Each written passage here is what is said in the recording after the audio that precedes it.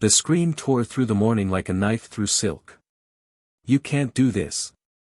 Karen shrieked, her voice sharp enough to crack glass, her manicured nails clawing at the air. I stood on my side of the property line, arms crossed, watching her unravel as the first steel post of my new fence sank into the earth, right through the middle of her shiny new garage. The scent of fresh sawdust and wet concrete hung heavy, mixing with the bitter tang of her panic. This wasn't just a fence. It was justice, cold and unyielding, and I'd been waiting for this moment for months. It started last spring, when the Karen sisters, Karen and her mini-me, Kayla, moved into the house next door. Twin blonde bobs, matching yoga pants, and a knack for turning every neighborly chat into a lecture. They had big plans for their new place, a sprawling garage for their twin Teslas, built without so much as a glance at a surveyor's map. Problem was, they didn't just build it on their lot. They built it on mine.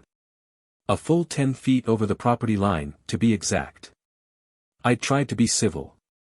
Knocked on their door, papers in hand, voice steady. "Hey, there's a mistake here. This garage is on my land." Karen's laugh was a high-pitched whip crack.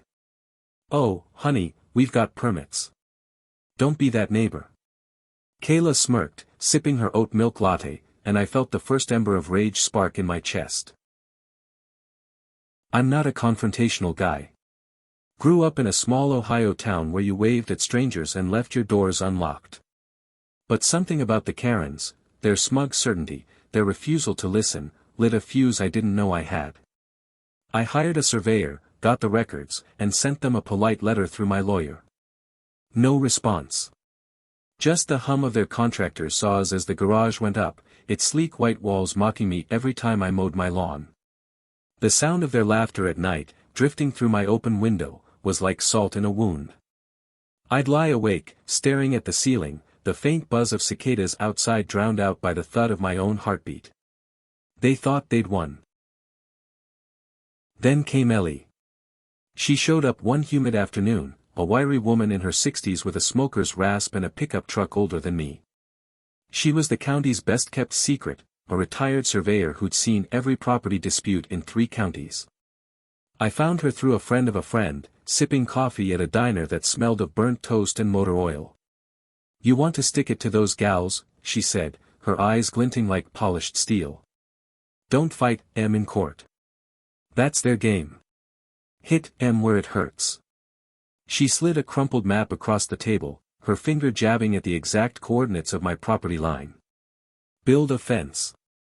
Right through their precious garage. The idea was insane. Deliciously, beautifully insane. I spent weeks planning, every detail meticulous. Permits, check. Contractor, check. A 6-foot steel fence, sturdy enough to outlast a tornado, designed to slice through their garage like a guillotine. I didn't sleep the night before the crew arrived. My hands shook as I poured my coffee, the bitter brew scalding my tongue. Outside, the air was thick with the promise of rain, and I could still hear Karen's voice from our last encounter, dripping with condescension. "You're making a big deal out of nothing, Tom." Nothing. My land. My home. My line. The crew showed up at dawn, their boots crunching on the gravel drive. The first post went in with a satisfying thunk, and I swear I felt the ground shift. Karen didn't notice at first. She was probably inside, scrolling Pinterest for farmhouse chic decor. But Kayla saw it. She burst out the back door, phone in hand, filming like she was auditioning for a reality show. "What the hell is this?" she yelled, her voice cracking like a teenager's. I didn't answer. Just leaned against my porch railing, the wood cool under my palms, and watched the second post go up. The garage's pristine wall was already splintering, a jagged crack spiderwebbing across the paint. The sound was glorious, a low, grinding crunch, like bones breaking. Karen appeared minutes later, her face a mask of fury and disbelief. "You're destroying our property," she screamed, her heels sinking into the soft earth as she stormed toward me. The air smelled of ozone now, the storm closing in. I held up the surveyor's map, my voice calm but iron hard. No, Karen. You built on my property. This fence is legal. Check the records. Her eyes widened, darting to the map, then to the fence, then back to me. For the first time, I saw fear in her. Not just anger, fear. Her empire of entitlement was crumbling, and she knew it. That's when the unexpected happened. A kid, maybe 10, poked his head out from behind their hedge. Dirty blonde hair, scrawny arms, eyes wide with curiosity. "Mom, what's happening?" he called, his voice small but piercing. Karen froze. Kayla spun around, hissing, "Go inside, Ethan." But the kid didn't move. He just stood there, clutching a soccer ball, staring at the fence as another post went in. I hadn't known they had a son. Nobody did. The Karens didn't exactly scream, nurturing moms. But there he was, a crack in their perfect facade, and for a moment, I felt a pang of something, guilt? Pity? It passed when I remembered the months of their dismissal, their arrogance. Ethan deserved better, sure, but this wasn't about him. The rain started then, a soft patter that turned the dirt to mud. Karen's mascara streaked as she pleaded, her voice breaking. "Tom, please. We'll move the garage. We'll pay for it. Just stop this." Her hands were trembling now, clutching her phone like a lifeline. Kayla was still filming, but her bravado was gone, her shoulders slumped. I took a deep breath, the air cold and sharp in my lungs. "You had your chance," I said. "You laughed at me. Called me that neighbor. Now you get to live with this." The words tasted bitter, but they felt right. Ellie appeared at my side, her boots squelching in the mud. "Keep going, boys," she called to the crew, her voice steady as granite. She leaned in, her breath smelling faintly of menthol. "You're doing good, Tom. Don't let M guilt you." I nodded, but my chest was tight. The fence was halfway through the garage now, the structure groaning under the pressure. Each post was a stake through the heart of their dream project, and part of me, a small, ugly part, loved it. But another part, the part that remembered Ethan's wide eyes, wondered if I'd gone too far. The storm broke fully as the last post went in. Thunder rolled, a deep, primal growl that shook the ground.